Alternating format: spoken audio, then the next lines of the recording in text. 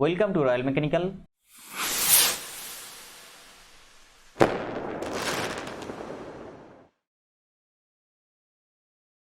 Welcome to Royal Mechanical. ISRO यानी Indian space research organisation का तरफ से जो रिक्रूटमेंट निकल के आया technician B and different post पे, जिसका सीबीटी एग्जाम का डेट अनाउंस किया गया। आज डिस्कस करेंगे most important previous year question of engineering drawing part 3 लेके। देखिए ऑलरेडी मैं पार्ट 1 और पार्ट 2 बेसिक इंजीनियरिंग ड्राइंग का अपलोड कर दिया हूं। ये हर एक क्लास का पीडीएफ मैं टेलीग्राम चैनल पे अपलोड कर दूंगा। डिस्क्रिप्शन बॉक्स में जो टेलीग्राम चैनल का लिंक है वो लिंक का जरिए से आप लोग टेलीग्राम चैनल पे जुड़ जाइए और वहां पे आपका जरूरतमंद पीडीएफ मांग लीजिए। मैं ये पीडीएफ फ्री में प्रोवाइड कर दूंगा।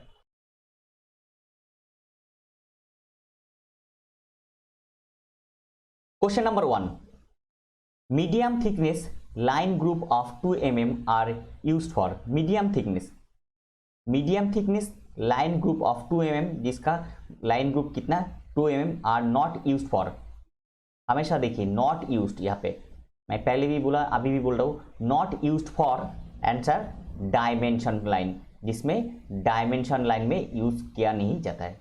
Next, initial work and construction line are drawn using dash pencil. Initial work और कंस्ट्रक्शन वर्क के लिए जो लाइन होता है वो लाइन आप कौन सा पेंसिल से बनाता है? आंसर एच जो पेंसिल होता है, हार्ड पेंसिल से। एच जो पेंसिल में लिखा हुआ होता है वो पेंसिल से आप बनाते हैं। नेक्स्ट देखिए यहाँ पे explanation, initial work and construction work lines are drawn using H pencil. जैसा 2H pencil is used for outline, dotted line, dimension line and arrowheads. 3H and 4H are used for center lines and section lines. ये जो explanation है, ये explanation आप याद रखिए, इसमें से बहुत क्वेश्चन यहाँ से हो जाएगा, तो इसको ज़्यादा से ज़्यादा बार आप याद रखिए और ज़्यादा से ज़्यादा बार इसको पढ़िए। Next question number 3, centre line section lines are drawn using dash pencil. Answer 3H और 4H। देखिए यहाँ पे भी लिखा है, तो इसी के हिसाब से आपका सेंटर लाइंस और सेक्शन लाइन के लिए 3H और 4H पेंसिल यूज किया जाता है। Next, the lines given below is used for. The line given below, ये जो लाइन है इसको कौन सा लाइन बोला जाता है? एंड इसको बोला जाता है लॉन्ग ब्रेक लाइन। ये लाइन का और एक वीडियो मैं बनाऊंगा जहाँ पे सिर्फ लाइन रहेगा। Most important question, question number 3 and 4। Next question, the line given below is used for. ये जो लाइन है, ये जो लाइन है यहाँ पे, ये लाइन को कौन सा लाइन बोला जाता है और ये किस लिए यूज किया जाता है? Answer cutting planes. ये यूज किया जाता है कटिंग प्लेन्स के लिए। Next question, dash thick wide line is represented by. Dash thick wide line is represented by. Answer इसमें ऐसा क्वेश्चन में ऐसा आपका पिक्चर दिया रहेगा, उसमें आपको इसको सही ऑप्शन चुनना है। Question number 7, in engineering drawing which type of line indicates that there is a change of plane? In engineering drawing में which type of line indicates that there is a change of plane?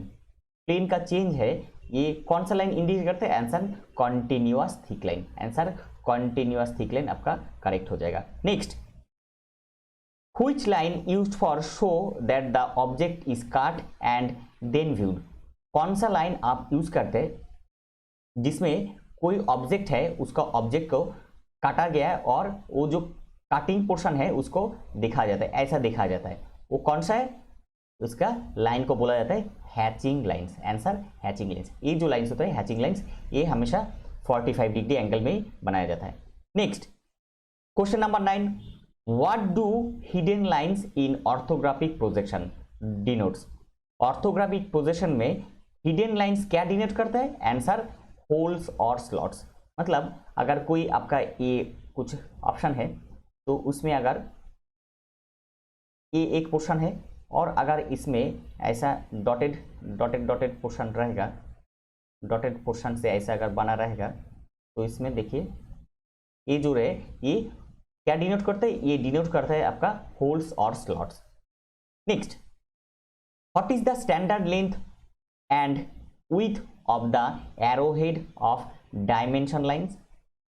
Standard length and with, standard length और with dimension line का जो arrowhead है, ये आपका arrowhead का standard length, ये जो है लेंथ, ये लेंथ कितना है 3 mm और विथ कितना है, ये आपका विथ होता है, ये विथ कितना होता है, ये विथ होता है आपका 1 mm।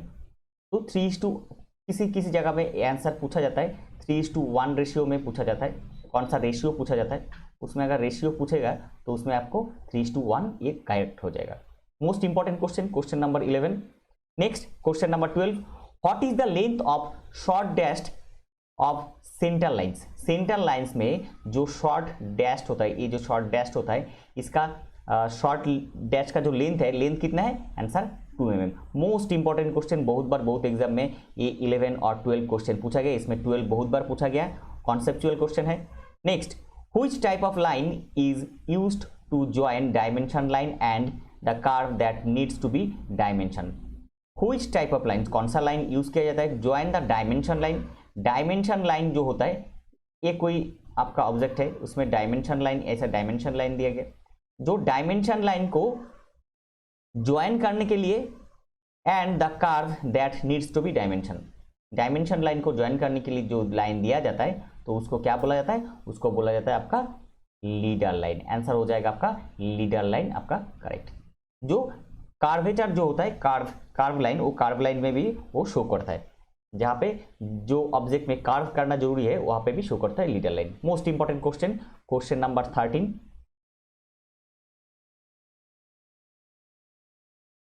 Question number 14, what is the difference between section line and centre line. Most important question, conceptual question, what is the difference between the section line and centre line. Centre line और section line का difference क्या होता है, answer 2 ends of the lines. ये जो दोनों line है, ये दोनों लाइन का 2 एंड अलग होता है, तो ये कैसे आप आइडेंटिफाई करेंगे, 2 ends of the lines different होता है। Next question, which are the 2 system of placing dimension. Dimension placing करने के लिए जो 2 सिस्टम होता है, वो 2 सिस्टम क्या होता है, एक होता है एन अलाइन सिस्टम और दूसरा होता है यूनिडायरेक्शनल सिस्टम। 2 सिस्टम होता है डायमेंशन के लिए, एक अलाइन सिस्टम होता है, और यूनिडायरेक्शनल सिस्टम होता है। Next, in unidirectional system dimensions are. Unidirectional जो सिस्टम है, अब दोनों सिस्टम 2 सिस्टम होता है, एक डायमेंशन में 2 सिस्टम होता है, 2 तरीके से आप लोग डायमेंशन दे सकते हैं। उसमें एक यूनिडायरेक्शनल में dimensions are placed by breaking the dimension line in the middle.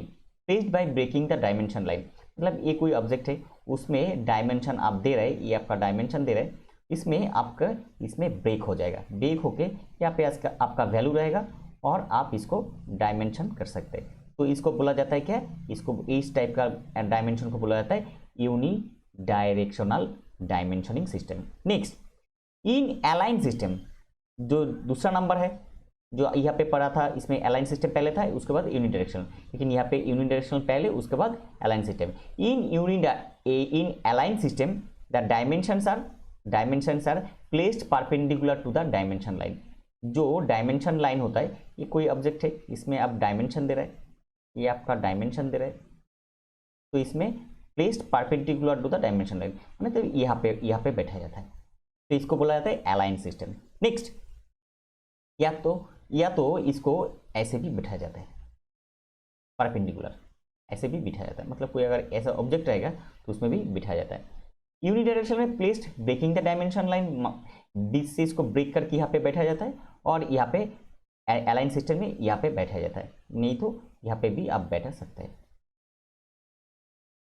Next, question number 18, for unidirectional system it is dash.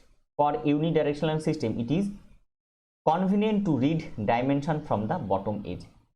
Unidirectional system में क्या होता है, यूनिडायरेक्शनल सिस्टम में ब्रेकिंग होता है, तो इसमें आपको बॉटम, मतलब अगर कोई ऑब्जेक्ट है उसमें आप, फिर से मैं दिखा रहा हूँ, देखिए यहाँ पे आप डायमेंशन दे रहे हैं, तो यहाँ से ब्रेक करके यहाँ पे आपका वैल्यू रहता है, उसके बाद यहाँ पे और दूसरा जो एरो होता है, ये एरो आप देते हैं।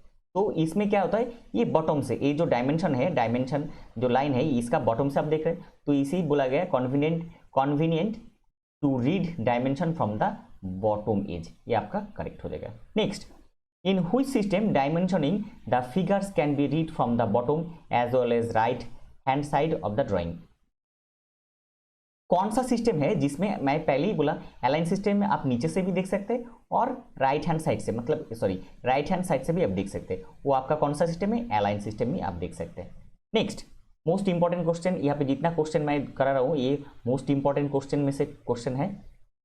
Next, in dimensioning the lines enclose the dimension line are known as. In dimensioning the lines enclose the dimension, जो लाइन डायमेंशन को क्लोज कर रहा है तो उसको क्या बोला जाता है? इसको बोला जाता है एक्सटेंशन लाइन। उसको एक्सटेंशन लाइन बोला जाता है। ये जो लाइन होता है इसको बोला जाता है एक्सटेंशन लाइन। मतलब देखिए ये अगर कोई ऑब्जेक्ट है तो उसी के हिसाब से आप यहाँ पे थोड़ा एक्सटेंड कर रहे हैं, तो उसी के ऊपर आप अलाइंड और यूनी डायरेक्शनल जो सिस्टम ऑफ डायमेंशन आप देते, तो ये जो लाइन है, ये जो लाइन इसको बोला जाता है एक्सटेंशन।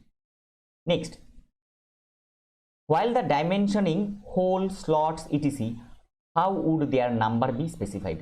जब आप डायमेंशन कर रहे हैं होल स्लॉट्स को आप डायमेंशन कर रहे हैं, आप इसका नंबर कैसे स्पेसिफाई करें? Number written on the dimension line. Number written on the dimension line पे नंबर जो डायमेंशनिंग वैल्यू है वो रहता है। Next, what is the height of the dimension figure written on the dimension line. आप जो डायमेंशन दे रहे हैं डायमेंशन लाइन से कितना ऊपर में आप डायमेंशन का जो वैल्यू है वो पुट कर सकते हैं, रख सकते हैं, लिख सकते हैं।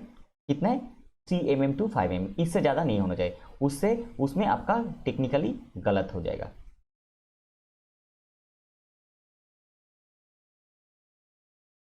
Question number 23, while dimensioning what should always be written before a point accompanied by a figure if the value of the figure is less than unity।